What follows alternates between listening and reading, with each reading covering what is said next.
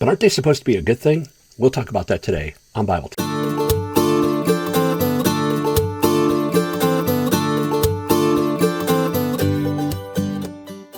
Hello again, everyone, and thank you for joining me for Bible Time. I want to go way back to the beginning. And this is what it says. In the beginning, God created the heavens and the earth. Now the earth was formless and empty. Darkness was over the surface of the deep, and the Spirit of God was hovering over the waters. And God said, "Let there be light." And there was light. God saw the light was good, and he separated the light from the darkness. He separated the light from the darkness. Now, it says that he saw the light was good and he separated it.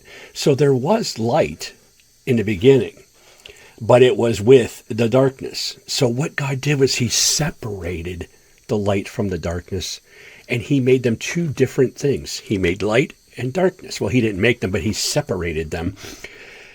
He brought order out of chaos. And then it goes on to say, and then he separated the sky from the earth, and he separated the waters from the land, and he brought order out of chaos. But essentially what God was doing was he was creating boundaries. You know, the darkness could not penetrate the light, but the light certainly penetrates the darkness. So the boundaries work in two different ways. One, it keeps the bad out and the good in, but it also allows the good to influence the bad and make it good. It's very deep theological thought here, but if you think about it, really what I want you to focus on is the fact that he created boundaries. There are people, when someone says, "I'm putting up boundaries," they immediately, "What are you doing?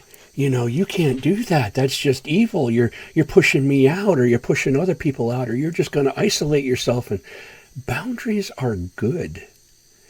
Think about another thing, a boundary that we have as human beings. We have this thing called skin, and it keeps the good in, and it keeps the bad out. If we didn't have skin, we'd just fall into a puddle. The skin is a boundary that keeps us together.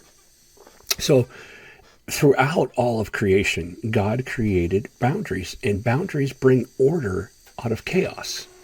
So I think that God certainly knew what he was doing when he created the earth.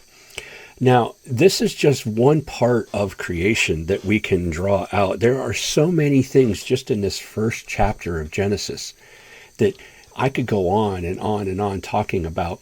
And maybe I will in another Bible time, but I just wanted to say that if you feel like you can't say no, or you have to do something just because it's your job, maybe you need to establish a boundary.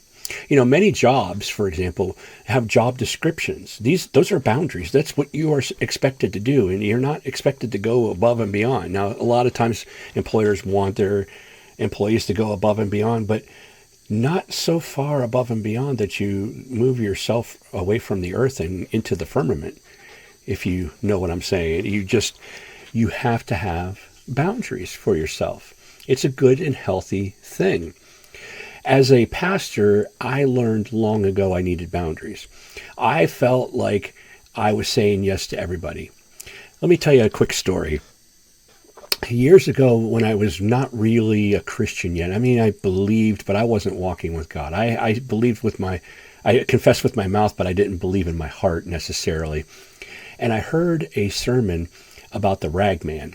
The rag man would go to all these people. Somebody was bleeding, and he would take a rag and he would wipe it off, and then he'd put the rag on himself. Another person had financial trouble, and he would pick up empty money bags, and he would give this person money, and he'd put those empty money bags on himself. And he just kept adding these filthy rags to himself, and so that it burdened him so much. But then he was able to shake them off, and we realized that who we were seeing was Jesus. And what it was saying was that, that Jesus comes and takes your filthy rags off of you and gives you clean clothes, or he takes your burdens and he gives you something greater. Well, I turned that into, when I became a pastor, that I had to be the rag man. I didn't realize it, but I was almost like making myself out to be like God. I had to say yes to everything. If someone had a problem, I had to be available 24/7, 365. I couldn't do it because I'm human. I didn't know the boundary that God had established, that he is God and I am not.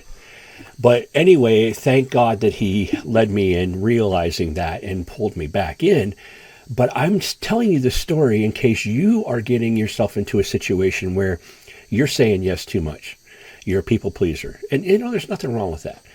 People need help. The Apostle Paul told us in Galatians chapter 6 to bear one another's burdens. But there is a point where you have to say no.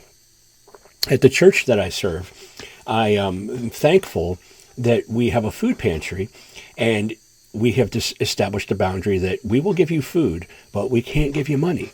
Boy, if we just said yes to everybody who needed money, we would be broke. So we have to say to people who are saying, I need help with the rent, I need help with the electric. Many times we have to say, I'm sorry, we can give you food, but you'll have to go somewhere else for money. That's a boundary that is keeping us vibrant and active, and we're able to serve food to a lot of people as a result. So boundaries are a good thing. So what kind of boundaries do you need in your life? They're not bad. They're not scary. They don't keep people out for the wrong reasons. Robert Frost said, a good fence makes a good neighbor. Think about that for a moment. That's your Bible time for today. I hope you enjoyed it, and I'll talk to you again all real soon. God bless.